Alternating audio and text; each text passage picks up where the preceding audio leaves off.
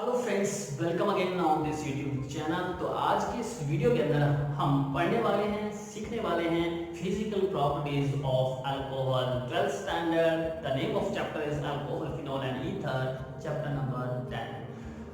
ठीक है, तो हमारा टॉपिक रहेगा फिजिकल प्रॉपर्टीज ऑफ अल्कोहल। तो फर्स्ट प्रॉपर्टी मैंने लिखी है कि generally lower member of alcohol are colorless volatile liquids with characteristics alcoholic smell।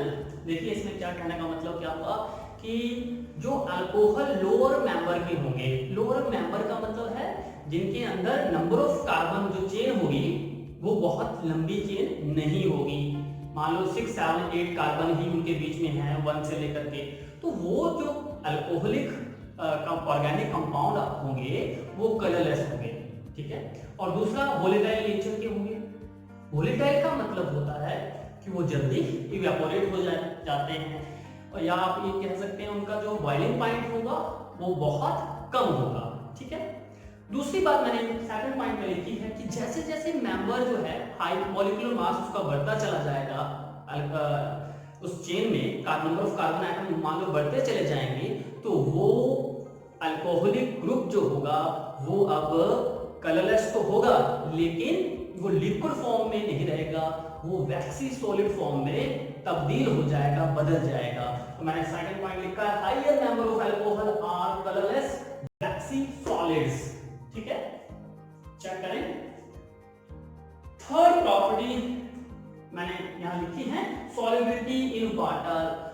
Question arise होता है कि क्या अल्कोहल वाटर के अंदर डिसॉल्व हो जाता है? आपका जनरल इसका आंसर मिलता है यस, हो जाता है। मींस टू से alcohol can show solubility in water. ठीक है, एक्वा सॉल्यूशन बना देता है।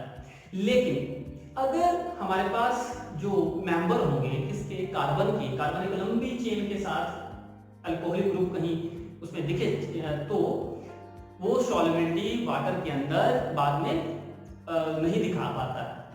और यहां पे मैंने मेंशन भी किया है higher number of alcohol are almost insoluble in water. क्या बात लिखी है, बहुत इंपॉर्टेंट बात है। हायर नंबर किसके, अल्कोहल के पानी के अंदर ऑलमोस्ट क्या होते हैं, वो इनसॉल्युबल होते हैं, और वो वाटर के अंदर इनसॉल्युबल होते हैं, और कुछ ऑर्गेनिक कंपाउंड के अंदर जैसे कि बेंजीन है, जैसे कि हमारे पास ईथर है, इनमें वो solubility high number of alcohol solubility जो होती है वो शो करते हैं, दिखाते हैं।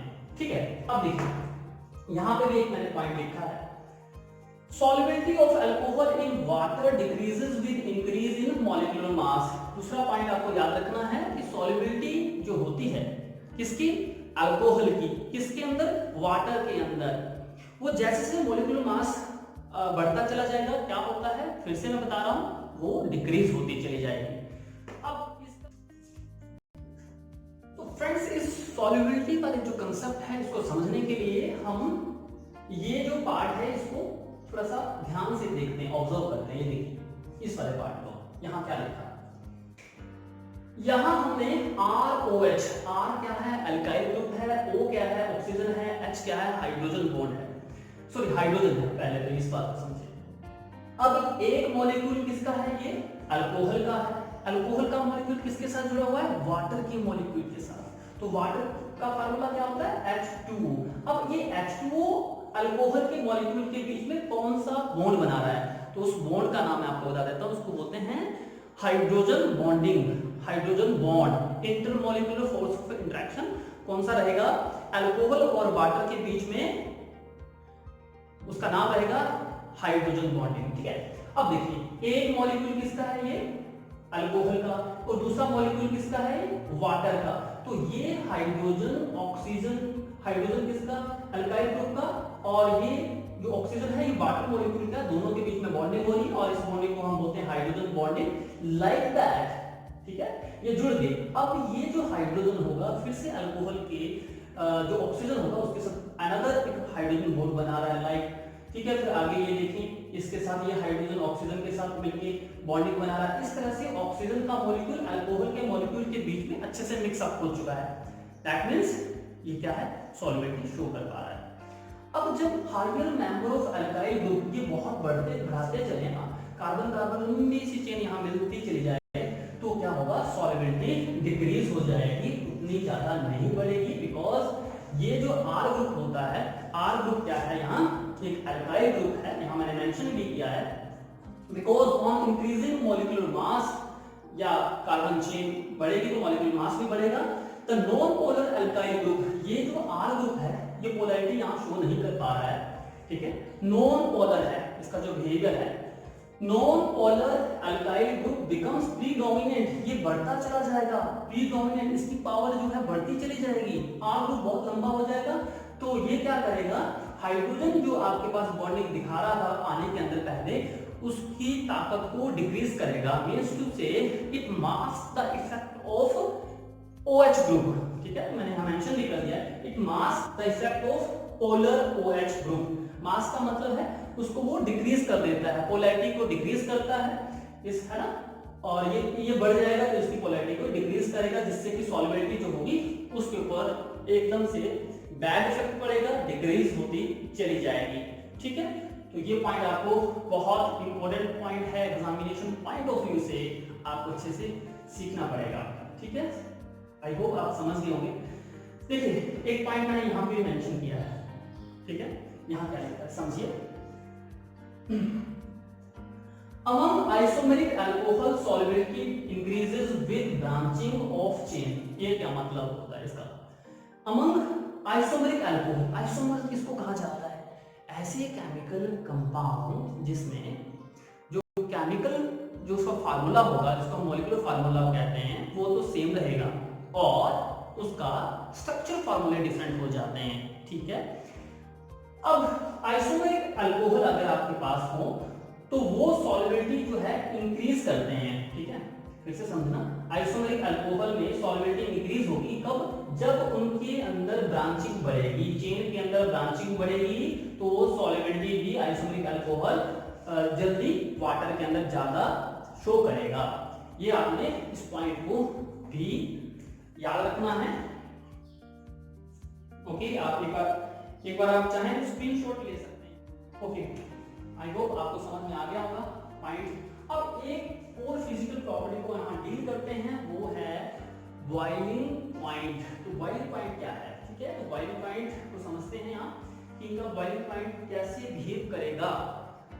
तो जनरली अल्कोहलिक जो हमारे पास कंपाउंड होंगे, organic compound, they have much higher boiling point than that of alcohol, sorry, that of alkane, haloalkane और ether of comparable molecular mass। तो इसका पहले मतलब समझते हैं, इस लाइन का मतलब क्या हुआ है, यहाँ से क्वेश्चंस जनरेट होते हैं। इसका मतलब ये हुआ कि अगर आपके पास कंपेरेबल मॉलिक्यूलर मास का, ठीक है, क्या पड़ा है, हैलोअल्केन पड़ा है, या आपके पास अल्केन है, या कोई ईथर पड़ा है, और उसका कंपैरिजन करवा रहे हैं किसके साथ, उसी मॉलिक्यूलर मास, लगभग मॉलिक्यूलर मास के अल्कोहल के साथ, तो आपको वहां मिलेगा कि बॉइलिंग पॉइंट जो अल्कोहल है वो ज्यादा शो करेगा as compare to respective organic compound जो मैंने अभी बताया, ठीक है। इसके पीछे का रीजन क्या है, इसको भी समझते हैं। क्यों, इसके पीछे मैंने लिखा है due to the presence of strong intermolecular hydrogen bonding in alcohol molecule या अल्कोहल। इसका मतलब क्या हुआ, अल्कोहल के अंदर strong intermolecular hydrogen bonding available है, ठीक है, बॉन्ड काफी स्ट्रॉन्ग है।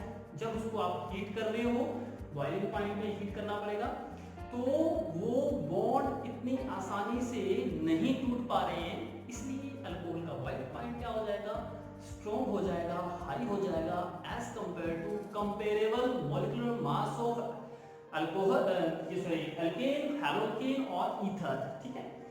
तो ये बात आपको समझ में आ गई होगी। एक और क्वेश्चन यहाँ क्रिएट होता है, अगर मान लो आपके पास आइसोमेरिक अल्कोहल गिवन है, ठीक है, आइसोमेरिक अल्कोहल गिवन है, और उसमें से प्राइमरी, सेकेंडरी और टर्शियरी अल्कोहल भी है, ठीक है। तो देखिए प्राइमरी, सेकेंडरी, टर्शियरी में सबसे ज्यादा बॉइलिंग पॉइंट कौन सा अल्कोहल शो करेगा, प्राइमरी वाला, सब उससे कम सेकेंडरी वाला, और उससे कम टर्शियरी वाला। तो बॉइलिंग पॉइंट इसका प्राइमरी अल्कोहल का ज्यादा होने का मतलब क्या हुआ, बॉन्डिंग भी इसके अंदर काफी स्ट्रॉन्ग है, इसलिए हाई टेम्परेचर देना पड़ेगा, बॉइलिंग पॉइंट उसका ज्यादा होगा एज कंपेयर टू सेकेंडरी। और इसका ये आप देख लें, मेंशन मैंने कर दिया है, समझ गए होंगे। ठीक है, ओके। इसके बाद हम बात करेंगे केमिकल प्रॉपर्टीज को लेकर के। अल्कोहल की वन बाय वन हम केमिकल प्रॉपर्टीज को डील करने वाले हैं।